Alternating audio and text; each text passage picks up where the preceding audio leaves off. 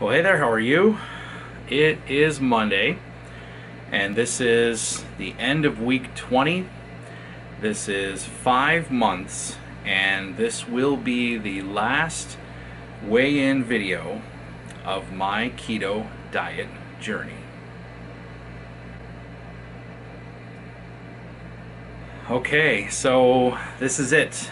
I have reached the end of what is hopefully the first part of my new lifestyle, my new body that I have somehow managed to build for myself over the last 5 months. If you are seeing this before any of the other videos, my name is Dennis. I am 43 years old, and 5 months ago I made a decision that I no longer wanted to be overweight. I no longer wanted to look and feel the way I did, so I decided to adopt a keto diet, and this is the end result. So I started this at somewhere between 269 and 270 pounds. I set out a goal with no time limit, right? There was no time limit set to this, but the goal was to get to 215 pounds, 215. I set a stretch goal of 225, so that I knew that if at least I made it that far, it would be okay. Well, 5 months is today, and I honestly I'm a little bit disbelieving myself, but I stepped on the scale this morning, and I have the evidence, the proof that indeed I now weigh 215 pounds. Exactly. Which is nuts. It was a slow and steady journey.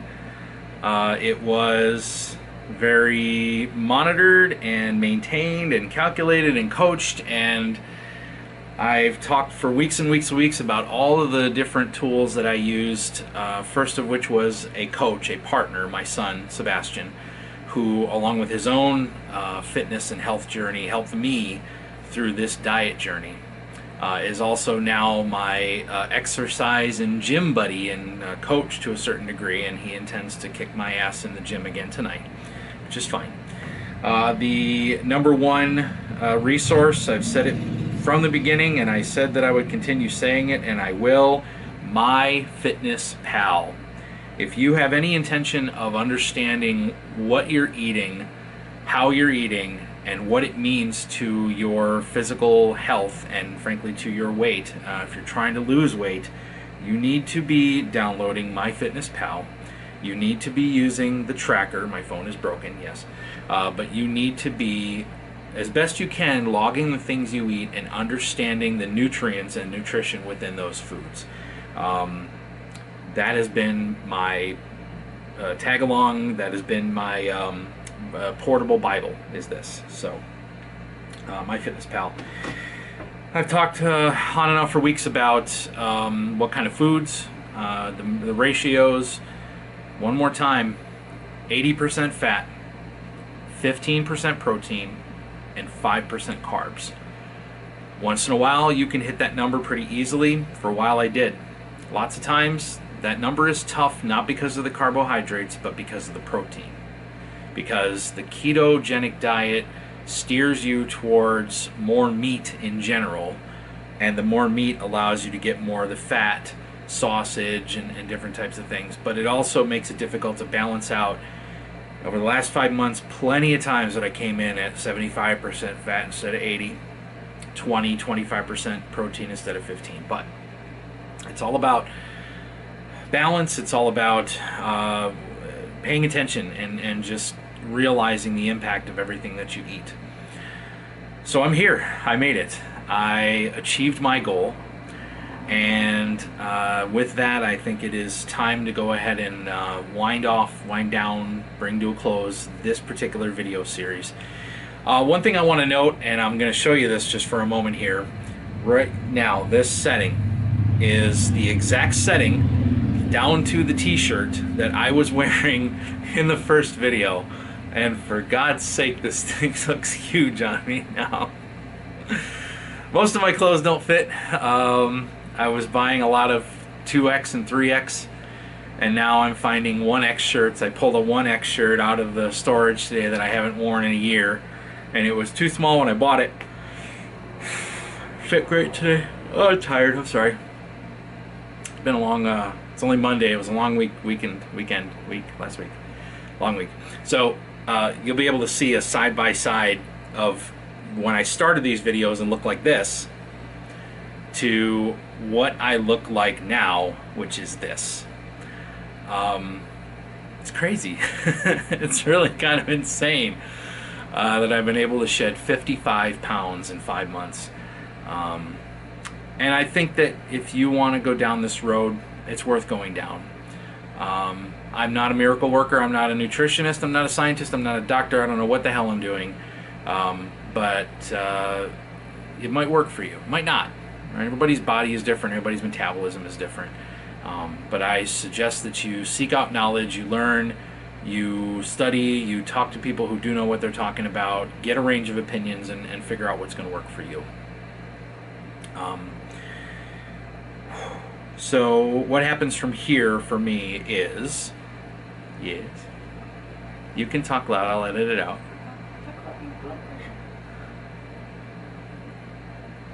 Another interesting side effect is, I talked about it a few times during the journey, which was my blood pressure. I have had high blood pressure and frankly high weight for most of my adult life, ever since about 23, 24 years old. Blood pressure, I've been on blood pressure medication for most of the last 20 years because if I leave it alone and eat the way I used to eat, I could easily get to something like, oh, I don't know, what was the worst one I ever had? At one time, probably 10 years ago, something like 190 over 110. Honestly, I can't believe they didn't hospitalize me at that point. But generally speaking, even with blood pressure medication, I was hopping around 150, 160 over 95, 100, maybe 90 once in a while. But that was it, about 160 over 90, 95. I noticed during the journey that it was beginning to change, and I would stick my arm in a little cuff at the grocery store, and here we go. I'm watching it come down to the 140. I'm watching it come down to 135. I'm watching it come down to this week. I guess it was Monday of last week. No, it wasn't Monday. I don't know what day it was. Anyways, it was the grocery store the other day. I can't keep track of time anymore. I stuck my arm in the cuff, and I got 122 over 83, and I thought, holy crap. I don't remember ever having blood pressure this low. Since maybe high school, and back then we didn't really check blood pressure in that way. So during the course of the journey, I lost about 5 pounds worth of hair. I cut my hair all off. It's okay too. Yeah, so that was another interesting piece. So what happens here for me? How do I move forward? And I get this question a lot from my coach, from Sebastian. What is my intention going forward? Well, am I going to stop keto? No. I don't think I can at this point. I think that a lot of what I do is kind of built in now. My brain's kind of rewired towards this new lifestyle. So I eat breakfast. It's not much breakfast. It is 3 frozen banquet sausages, 3 of them. About 300 calories, 80, 15, 5 on the freaking nose. I eat a lunch, salad.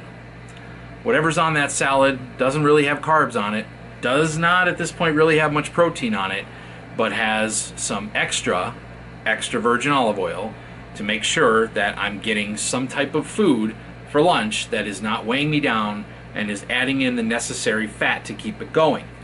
I think none of that's really going to change. I don't see where I would fall out of this habit at this point because I've been doing it for almost half a year. It's just sort of built in now.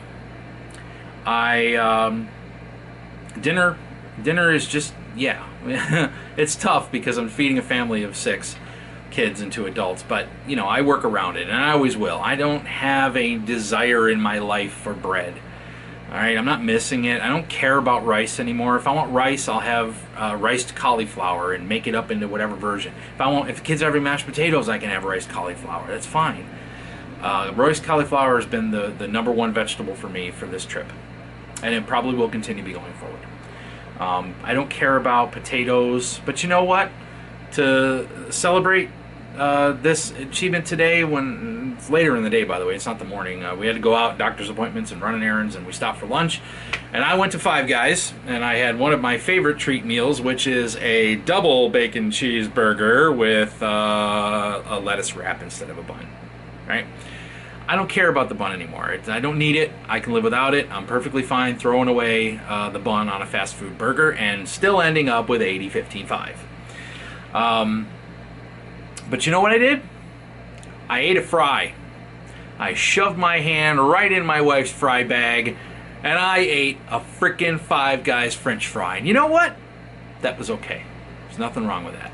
What I didn't do was I didn't eat 20 of them. I didn't eat 30 of them. I had one, so that I could kind of, hey, I remember that. That's what a deep fried French fry tastes like. Cool. All right, moving on. I'm going to now mash back into my burger that's wrapped in a lettuce leaf. But anyways, it's fine. And these are the changes that I've made in my life, and I don't see really any of these changes falling to the wayside. The beautiful thing I think about keto is that even if I stop paying attention for a while and these habits, something's not working, I can get back on the scale again at some point. If I feel wrong or feel off and I look and I see, shoot, I've gained a bunch of weight, okay. I can go back to hardcore keto for a few weeks and I can confidently lose the weight. That's the beauty for me, is knowing that it's got the best shot at working and sticking permanently as I move through my 40s and inch ever closer to 50. What I'm not going to do is I am not going to hardcore track every single thing that I put in my mouth and eat. As much as I praise and preach the use of MyFitnessPal, I need a break. I need to not log everything every day and figure out calorie counts and carb counts and protein counts and just... I think I know what I'm doing now. I feel like I know what I'm doing, so I'm going to allow myself to step back from the active tracking of the diet and just live and just enjoy the gift that I gave myself in terms of a fresh lease on life in the beginning of my middle-age years. Done with these videos for now. I'm going to give you one more video next week. All along I have been taking selfies and kind of side body profiles and taking pictures of the scale every week when I step on. So next week I will publish just a recap. It'll be a look back, and so you can see the time lapse of my neck and my face going like this and getting smaller. And mostly I want to see that for myself, to be honest with you, and watch that scale go from 269 all the way down to 215. It just feels good. It feels exciting. So this is it. This is the end of this video journey. I want to, of course, thank you everybody who has been commenting and cheering me on and offering advice and sharing their stories. It's been amazing to have so many people jump in and interact on this with me. So you have my sincere thanks. That's going to do it. This has been my keto journey. I hope that if you are on a diet journey, I wish you success. And if I can help in any way, please ask away, and I'll be happy to answer whatever I can. That's it for now. You guys have a fantastic rest of your day. I will speak to you again soon. That's all. Bye-bye. I don't know how to close a video anymore. It's the weirdest thing.